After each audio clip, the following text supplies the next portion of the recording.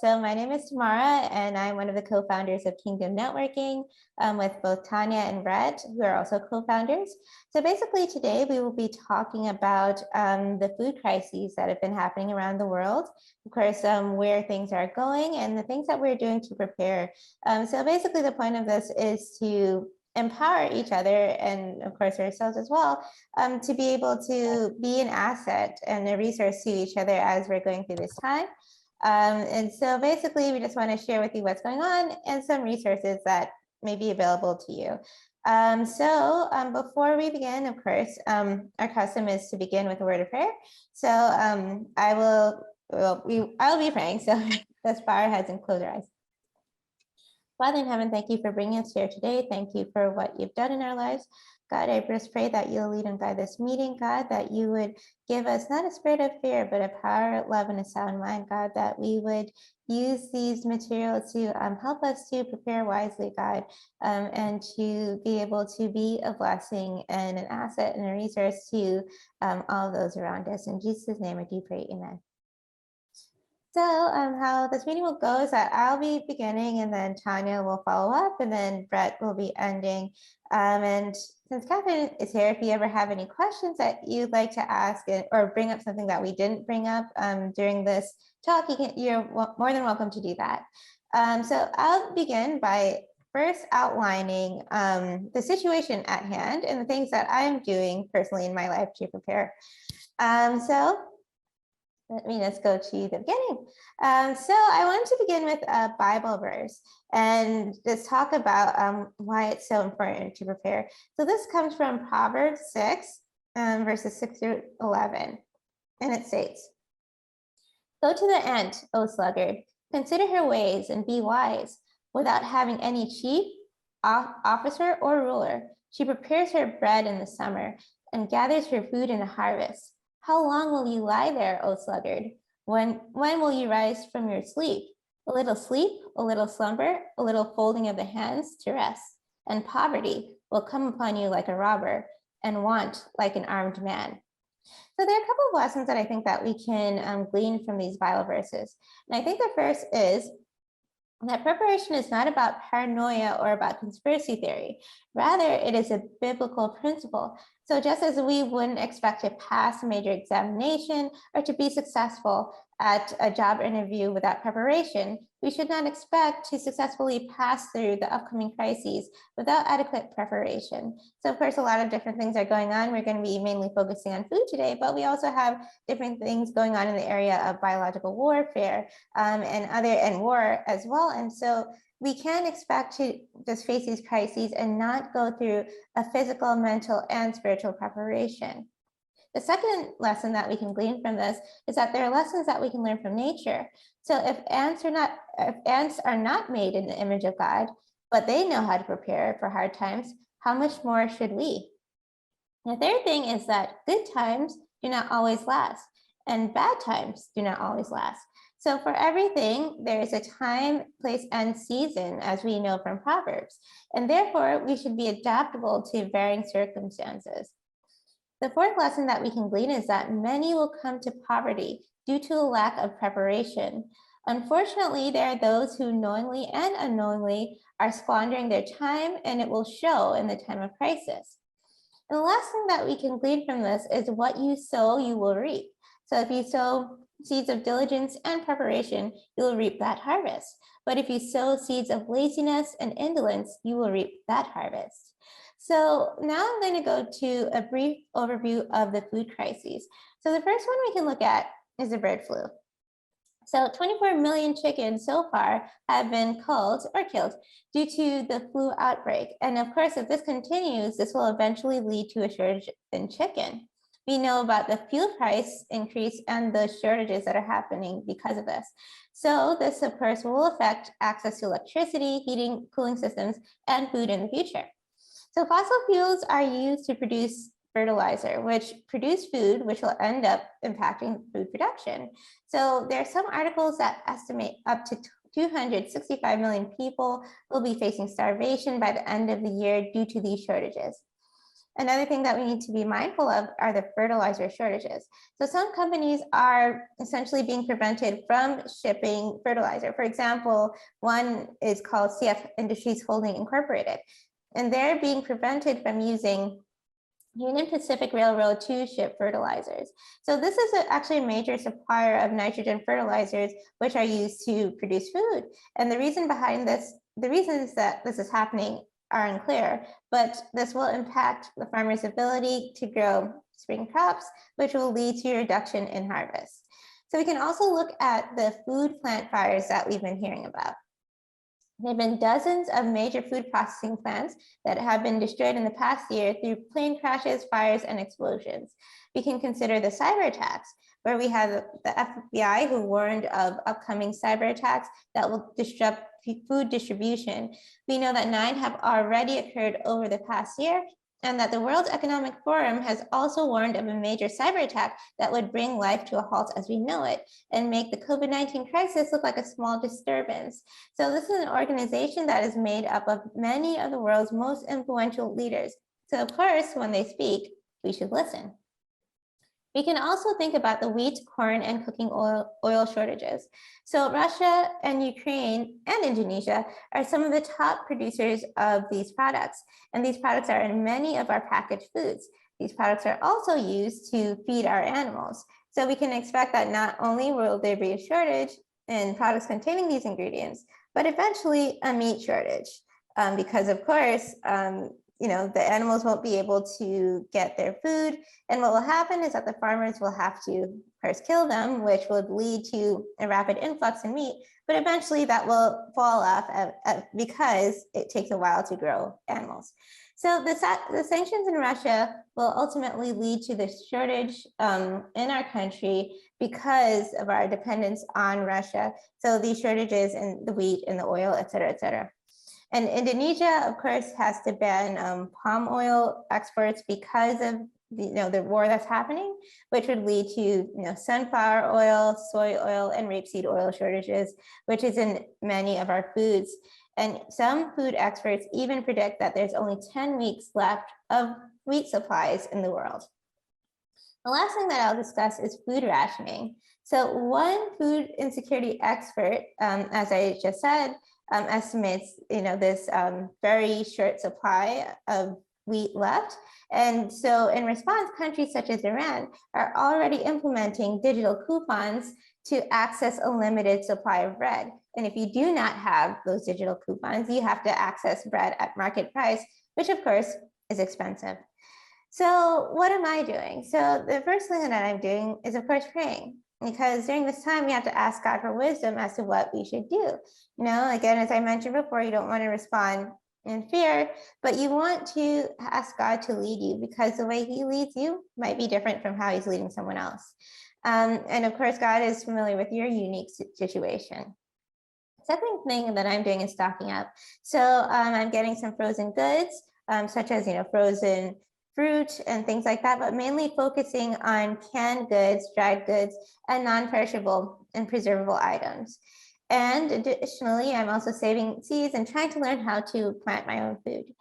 But what I'm looking into doing is looking into building an emergency pack. I'm also considering, looking into country living, and of course, we had a seminar on that too. But I think these are important things to consider, given that, of course, for many of us who live in the cities, these are going to be some of the hardest hit areas. So in this case, we want to make sure that whatever we're doing, we are doing to the best of our ability and preparing while we still have the time. So that will be all for my segment, and I will be handing it over to Tanya.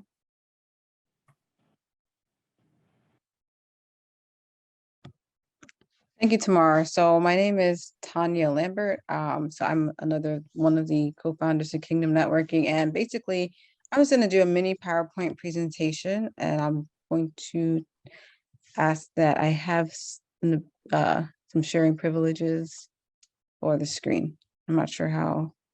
And let me see. Go ahead while you figure that out. Sure, go ahead. Okay. So my name is Brett Phillips, and I am one of the co-founders of Kingdom Networking.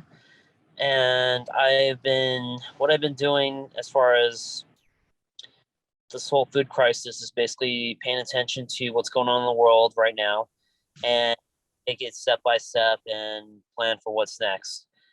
One area that I've really prepared in is for the baby formula shortage, because I myself personally do a lot of marketing events inside of Target, Walmart, Costco, and other things, as my second job. And there was weeks where I started noticing that, hey, these shelves aren't this is not getting restocked, and this is disappearing. Each week I'd go in and I'd actually see less and less baby formula, and I'd take a photo of it and send it to my wife saying, we need to keep an eye on this. This is going to end badly, because we have she's now 8 months old, but at the time she was about 5 months old. And so when she reached about 6 months old, we noticed that it was not getting better. And I kept on telling my wife, like, hey, we need to stock up now, because if we don't, she's not going to have any formula besides, from her breast. And my wife, she produces breast milk. However, sometimes it's not enough. So we've always combined both breast milk and formula together. Not necessarily one dominating the other, just, making sure she gets all of her nutrients in a full stomach. So we immediately went to every website, every store that we possibly can, and stocked up until she's at least 1 year old. So we have a good supply of baby formula. However, that's not enough. And there's other vitamins that she's taking to help produce more breast milk, which if you go to our Kingdom Networking page in the next couple of days, I will be posting stuff like that on there. Also, as a backup and reserve plan, just in case there's any more recalls on the any more recalls on baby formula, which part of the problem with the crisis is, okay, some of it is baby formula, some of it is supplies, corporate greed, and regulation that, or failed oversight over what was going on inside factories of the baby formula manufacturers. Also, politicians refusing to contact other countries to help restock on baby formula. It's true that Joe Biden just used the Defense Authorization Act to ramp up production on baby formula, and it is true that he has, or supposedly there's reports where he's actually flying baby formula from Indonesia and stuff like that, but still has to go through a process of making sure it goes through FDA standards before they can actually repackage it and put it on the shelves. And that's going to take quite a bit of a process. So until then, the stores are not going to be restocking on baby formula anytime soon. They're going to put whatever they have available. So something that I've been doing is also looking up other recipes and things that we can do to possibly do that, which, because I didn't prepare a PowerPoint presentation, I will be posting that information on our Kingdom Networking page as well. There's more than one solution, or there's more than one substitute for baby formula out there. Along with preparing for that, I've also been slowly but surely preparing for food for myself and my wife, and also my daughter, because she's eventually going to be 1 year old and going to eat more solid foods in the future. I'm currently buying a big freezer, not too big, not too small, but something that I can fill up. And slowly but surely, I'm actually filling up right now with a lot of frozen fruit, frozen vegetables, and of course some meats. We eat meat, but kosher meats for the most part, and stocking up slowly. Now, if you want to take regular fruits and vegetables and regular food, and you want to freeze dry or put them in a sealed bag and vacuum suck them out, that's actually a good way to help preserve food. Also, I've actually gone to patriotfoods.com and started ordering a couple months supply of food as well to continue nutrients, because we don't know how long this whole food crisis is going to be, or if we're ever going to be able to get out of it. As well as Tamara just mentioned earlier, learning how to plant, fruits and vegetables for myself. So I know exactly, or so we know, eventually don't have, so we eventually have a reserve, backup for, when supermarkets start, producing a whole bunch more GMO foods and whatnot. So anyways, Tanya, how's everything going? Everything is going well, actually. Should I start with my presentation? Yeah, Awesome. Okay, so hello everyone. Again, my name is Tanya. I'm another co-founder of Kingdom Networking, and basically, I just have a mini PowerPoint presentation to share with you guys on just practical tips that you can actually use in your preparation, especially when it relates to food preparation for, what looks like is going to be a major food crisis. So basically, when it comes to your foods, you want to make sure that number one, it's nutritious.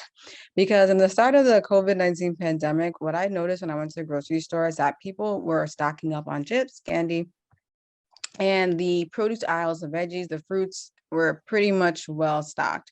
So what you're looking for is foods that are nutritious, high in healthy calories, of course, protein, healthy fats, foods that promote a healthy immune system, and even adaptogenic foods or adaptogens that reduce stress. And I'm going to share with you four that I personally use to help to, bring my body back in balance. Because when you're seeing things like this going on in the world, whether it's war or famine, it is, it does put a stress on your mind and body, even if you're not always aware of it.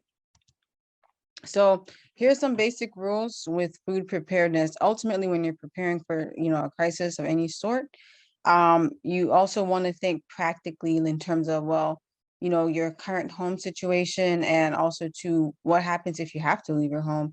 So certainly starting with the obvious, canned foods. Now, there are people who actually have a homestead and they can actually can their own food, like in a using like glass jars. But if you don't have that option, honestly, there are still pretty good brands that are low cost. Even now, I live by a Fred Meyer, which is also Kroger's in the South. You can get organic canned foods at a lower cost now that have a sodium that is less than 140 milligrams. Also, dried foods that are low in sugar, things that that are long lasting, are fairly non-perishable. Make sure you have a can opener, and that's really important. Now, what I have here, or this image up here, is a portable can opener. I actually have one. It's less than $4 online. I think you can get multiple in the pack. You can probably buy it on Amazon. But basically, get a can opener, one that's portable, and make sure you have one in your to-go pack, maybe one in your car, in case you need to have that. And also practice using it and make sure you know how to use it in advance. I certainly have a pocket knife, multi-purpose one, and matches or a lighter. That's really important. And disinfectant wipes, non-toxic if you can, but if not, get what you can get. Okay, for foods that are high in calories. Now, certainly when you are in a, if we're in a situation where we can't get into the grocery stores, or there is a severe food shortage, it's good to have dried foods at home that are low in sugar and salt. Now, making sure you eat foods that will give you high energy. Now, when it comes to like the dried fruits, a lot of people will say, oh, well, they have a lot of sugar. Well, it depends on the fruits that you're getting. There's some that are lower in sugar, and certainly be mindful of your own health condition. But raisins, especially organic ones, are very inexpensive. They're low in sugar, and they're a great source of vitamin C, which is great for a healthy immune system. Prunes are a great source of fiber, which you need for regularity. You still want to make sure whatever you're eating is going to help you to function normally. And apricots, great source of vitamin C and vitamin A, vitamin K, so lots of antioxidants. Goji berries are great. They are on the pricey side, but what I find with goji berries, they're also a great source of melatonin. And nowadays, people are just struggling with sleep because, the stress that they've been under, they're, working from home, all the screen time, which you really want to limit. But goji berries are a great source of melatonin, which helps to keep your body in balance. And at least what I discovered is all I need is a teaspoon, with my evening meal that helps me to sleep pretty well. So if you can invest in the goji berries, I say go for it. Plus they're lower in sugar than the others. Let's see. Certainly, it might be a challenge if you don't have a proper, like, let's say you don't live off grid and you actually, let's say your power goes down and you can't bake any bread, having some really good quality whole wheat crackers or gluten-free if you need it is good.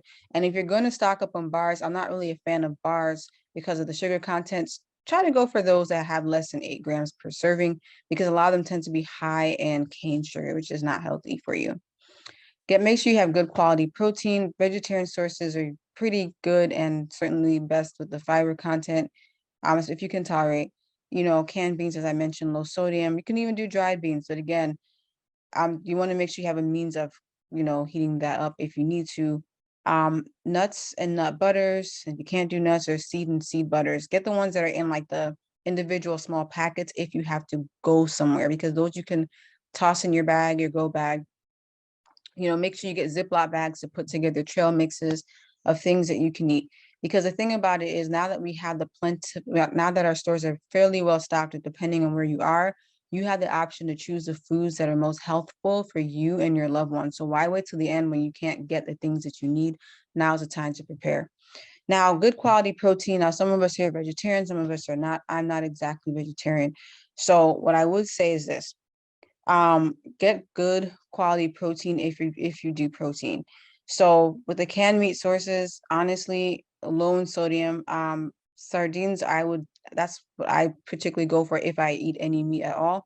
And that's because they're small in size, and the smaller in size they are, the less mercury they're packing. This is why you don't want to have too much fish anyway, but the smaller fish has less mercury.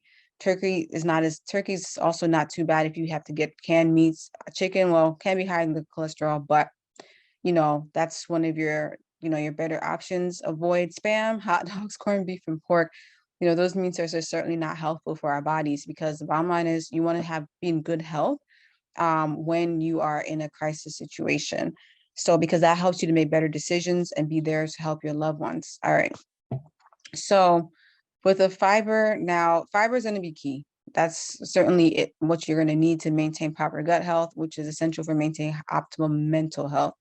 So basically, let's see, there's some fruits that last a little longer than others on your countertop, like apples and citrus fruits. Every week, if you like apples and citrus fruits, try to have some on hand, that, because you keep them in your fridge, of course, but God forbid your power goes down, you can actually keep them on your tabletop for probably up to 2 weeks, depending on how long you have them. But apples can even be stored in your refrigerator for up to 2 months. Certainly, of course, the nutritional quality goes on over time, but that's what you can do. Avocados are great for healthy fats, and they can actually last on your counter for up to a week if you buy them when they're not ripe. And your canned veggies, you're going to need some type of fiber. So if you're not like canning from scratch, you can make sure you get canned string beans, carrot, corn, beets. Of course, again, low salt. Low salt content, less than 140 milligrams per serving. All right. Now, adaptogens. Adaptogens are going to be essential. So adaptogens are basically food or nutrient supplements that are going to basically keep your body in balance and help reduce the impact of stress on your mind and your organ systems. So you want to make sure you have foods like reishi, mushroom. If you can get the capsules, that's even better, because it's more sanitary when you're carrying it on the go. You just have that, some capsules in your backpack. It's great for building the immune system, for maintaining healthy blood cells. So I have that brand. It's really good. So reishi mushrooms. Ashwagandha is great for helping you to reduce stress and improving your mood. And certainly vitamin C, because of all these interesting variants and also other, potential microbes that are going around now, vitamin C is going to be essential. Now, certainly it's best if you get it from your food, but if you can get some vitamin C capsules, Nature's Made is less expensive, but Camu's has the higher amount of or content of bioavailable vitamin C, that your body can actually absorb and utilize. So you can get them the tablet or the capsule form, or even as a powder. Okay, stay hydrated. Hydration is going to be key. So at least have 3 days worth of water in your home to stay hydrated. Each person should at least have a gallon of water per day. Simple things to do if you can't deal with all the gallons of water, have a reusable canteen or water bottle. Make sure you at least have one in your to-go pack if you have to just get out and go. And in that to-go pack, make sure you have 2 to 3 bottles of water. Now, this is really important to have one of the life straws, right? Because that can actually filter out over 99% of like pathogens, in particular parasites from your water. And you can use this life straw to drink from lakes and streams. So it's really good to have one. It's a worthwhile investment, because if you can't carry everything with you, you're gonna, when you're really thirsty, you will drink from probably about any stream. So it's probably best to get a life straw, because you wouldn't want to drink from any stream without it. And this is my last slide. It's a little bit daunting at first, especially if you live by yourself. But there's just some simple tips to get started. If you can find a community of like-minded people who see what's going on, that can probably be like your support while you're preparing. That's the best way to get started. But even if you don't, still try to store enough, water for yourself at home. Again, sticking with canned foods. Start with foods you actually do eat. Don't just say, okay, I'm going to need beans. No, start with foods you actually eat. Because if you don't like that food, it's kind of wasting your money. So, I mean, it probably wouldn't matter when you're really hungry, but this is actually a good time to start experimenting with things that you might actually like, So if you go to the store and you see something that you like, just pick it up, give it a shot, and recycle them if you find that you probably don't need them right away. So the last thing is a few spices to keep on hand. Sea salt is excellent for maintaining your electrolyte balances. Cayenne pepper is excellent for its seasoning. It's non-irritating to the gut lining. Now, I certainly don't eat sugar, like white granulated sugar, but this is actually good for medicinal purposes in terms of debriding a wound in the case that ever happens if you get injured in an emergency setting. Now, that's for another time to discuss, but these are things to just have on hand: sea salt, cayenne, and plain sugar, specifically for medicinal purposes. And finally, just in your to-go pack, have a can opener, some water, 2 cans of meat or beans, preferably. Canned soup. You can get canned soup and even canned rice and beans together. So that way you don't have to cook anything. And that's pretty much it for those who won't have access to a stove. But yeah, most important rule, honestly, yes, there's a lot going on, but you can't worry about it. And it's best not to stress. It wouldn't really do you any good. Ultimately you have to prepare and certainly trust God. Isaiah 26 verse 3 basically says that, God keeps us in peace when we keep our minds fixed on him. So that's pretty much what I have. And I will now stop the screen share for anyone who has questions. Well, thank you, Tanya. Thank you, Brett. And thank you, everyone, for coming. So we'd like to begin our question and answer session. Of course, we have about 8 minutes or so left. So does anyone have any questions or comments that they would like to offer? Okay, so one person asked, where can we find the recording of this program? So what we'll do is we usually kind of basically set it up, and then I'll be posting it on my personal YouTube channel. We'll be posting it on the Kingdom Networking Facebook page, as well as in WhatsApp groups as well. So yeah, I'll be just sending out the link through those various channels. Are there any additional questions or comments that anyone would like to make?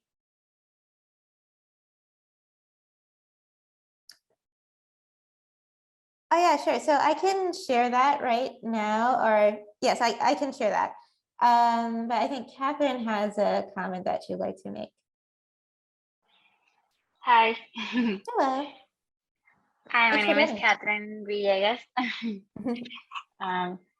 I did have a common kind of question. I actually recently bought about 2-3 months ago. It's a filter, water filter called Clearly Filtered. I can post it there.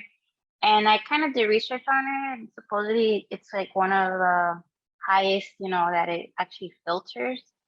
And I did see that they actually have a stainless steel bottle with the filter inside. They say that supposedly it's good to take it, if you're gonna fill up water at the, at a water fountain, And I'm not sure, but I don't know if maybe that could be similar to the.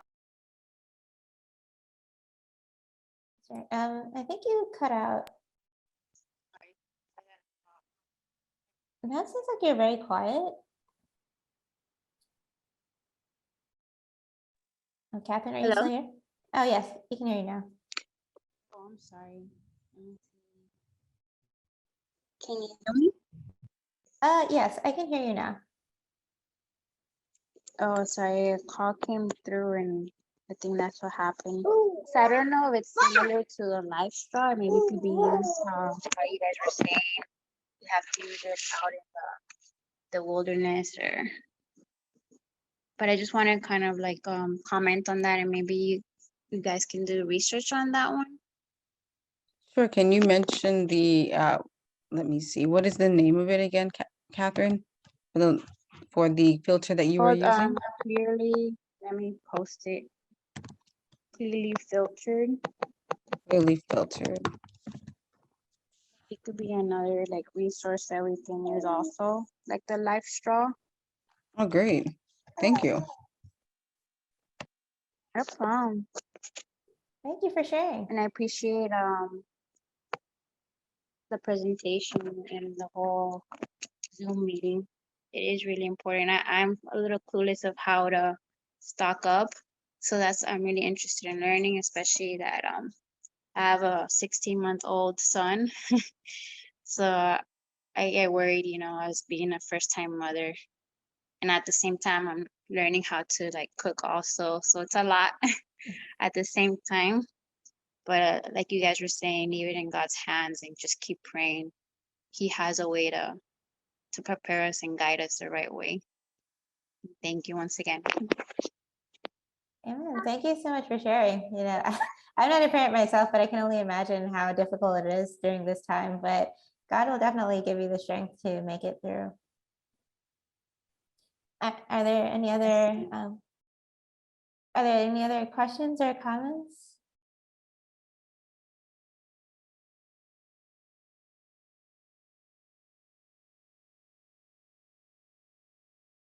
You're welcome. Thank you for attending.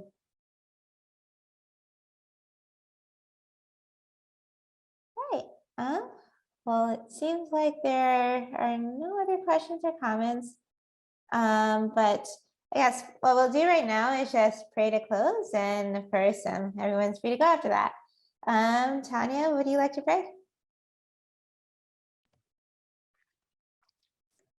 Kind gracious Lord, thank you for this opportunity for us to just discuss how we can prepare in these challenging times. Help us, God, to use this information and actually apply it in our daily lives, and also to help our friends and loved ones become more aware of what's going on, and that they would also start to prepare, and we can help each other in this time of crisis, and help us not to worry or but to just put it all in your hands and just simply do our part. And I just pray, God, that you would just unify us in Jesus. Amen. Amen. All right. Well, thank you all for coming. Have a great night.